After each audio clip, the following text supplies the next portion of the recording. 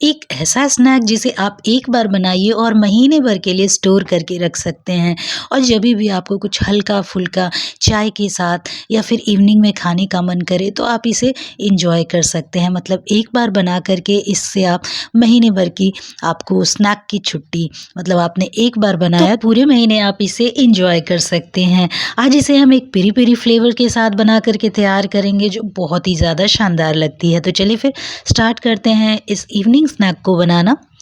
तो इस evening snack को बनाने के लिए सबसे पहले हमें चाहिए पोहा, क्योंकि पोहा ही इसका मेन इंग्रेडिएंट्स है। उसके साथ और भी कुछ इंग्रेडिएंट्स है जिसका इस्तेमाल इस रेसिपी के अंदर करेंगे। कुकटॉप पे रख दीजिए कोई इस तरीके से हैवी बॉटम की पैन या फिर कढ़ाई। अब इसके अंदर ऑयल ऐड कर लेंगे क्योंकि हमको सारी चीज़ों को अच्छे से फ्राई करना है। अब जो थोड़ी बहुत चीज़ों को हम फ्राई करेंगे उसे इस तरीके से जाली में रख के फ्राई कर ले ताकि ऑयल जो है वो हमारा ख़राब ना हो। अब जब हमारा ऑयल बिल्कुल अच्छे से गर्म हो जाए तो इस तरीके से जाली रख के सबसे पहले मैं मूँगफली को अच्छे से फ्राई कर लूँगी। तो बस ये देखिए इस तरीके से हमारा ऑयल जो है वो बिल्कुल ख़राब नहीं होता। तो इस तरीके से आपको इस इवनिंग स्नैक में जो भी इंग्रेडिएंट्स ऐड करने हैं अगर वो थोड़ी मात्रा में है तो उसे आप इस तरीके से फ्राई कर सकते हैं। इससे आपका ऑयल जो है ख़राब भी नहीं होगा और वो पैन के अंदर फैलेगी नहीं। तो बस इस तरीके से 3 से 4 मिनट लगेंगे और मूँगफली को बिल्कुल अच्छे से फ्राई कर लीजिए। जब मूँगफली बिल्कुल चटकने की आवाज़ आने लगे ना मतलब हमारी मूँगफली जो है बिल्कुल अच्छे से फ्राई हो चुकी है और इस तरीके से छन्ने को अच्छे से झाड़ेंगे ना तो उसके अंदर से एक्सेस ऑयल जो है वो निकल जाएगी। ये देखिए इस तरीके से झाड़ लेना है और जो एक्स्ट्रा ऑयल है वो निकल जाएगी।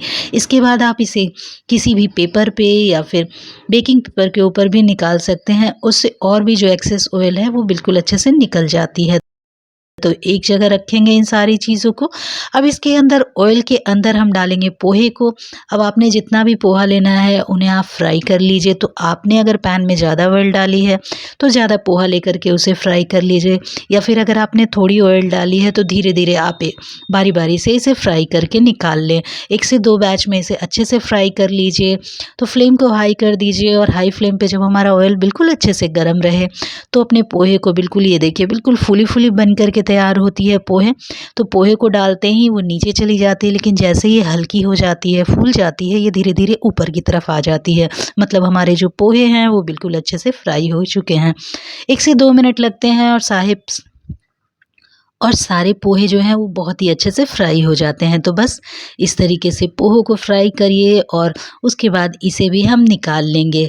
तो ये हमारा मेन इंग्रेडिएंट्स है तो ये इसकी मात्रा जो है वो सबसे ज़्यादा होती है इस रेसिपी के अंदर।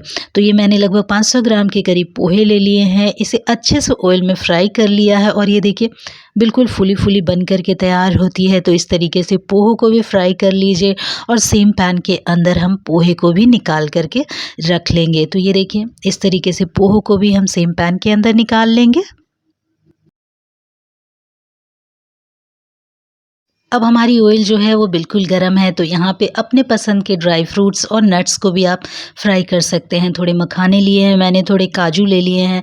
आप चाहे तो किशमिश का इस्तेमाल कर सकते हैं या फिर किसी भी नट्स का सीड्स का इस्तेमाल कर सकते हैं इस रेसिपी के अंदर। आप चाहें तो यहाँ पे पम्पकिन सीड्स को भी ऐड कर सकते हैं जो हमारे हेल्थ के लिए बहुत ज़्यादा फ़ायदेमंद है। तो मैंने यहाँ पे थोड़े काजू ले लिए हैं, साथ में थोड़े मखाने को फ्राई कर लिया और सबको सेम पैन के अंदर ट्रांसफ़र कर लिया। अब यहाँ पे ऐड कर देंगे कड़ी पत्ता। इसका भी स्वाद बहुत ही अच्छा आता है इस रेसिपी के अंदर। तो कड़ी पत्ता को भी बिल्कुल इसी तरीके से फ्राई कर लें। अब कड़ी पत्ता भी ऑयल में फैल ना जाए इसलिए मैंने इस तरीके से छन्ने में डाल के इसे फ्राई कर लिया। मैंने सूखी कड़ी पत्ते का इस्तेमाल किया है, आप चाहें तो हरी वाली कड़ी पत्ते का भी इस्तेमाल कर सकते हैं।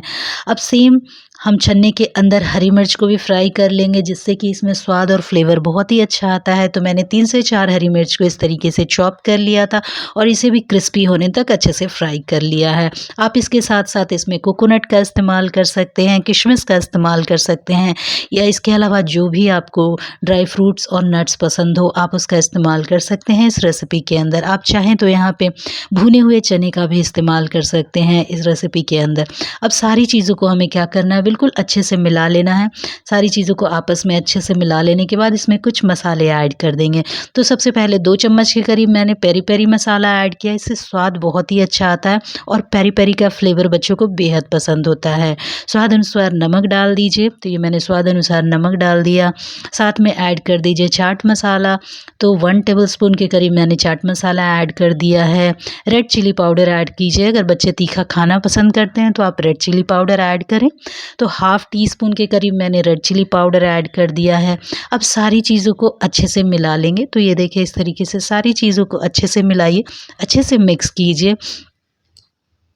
इन सारी चीज़ों को बिल्कुल अच्छे से मिलाना है ताकि ये जो मसाले हमने डाले ना, वो सारी चीज़ों पे बिल्कुल अच्छे से मिक्स हो जाए, लिपट जाए, ताकि जब आप खाएँ तो सारी जगह से एक ही तरह का फ्लेवर आए और ये बहुत ही ज़्यादा यम्मी लगती है खाने में। इस तरीके से आप बनाइए और इसे आप स्टोर करके लंबे समय तक रख सकते हैं। मतलब कुल मिलाकर इसे आप 1 महीने तक स्टोर करके रख सकते हैं।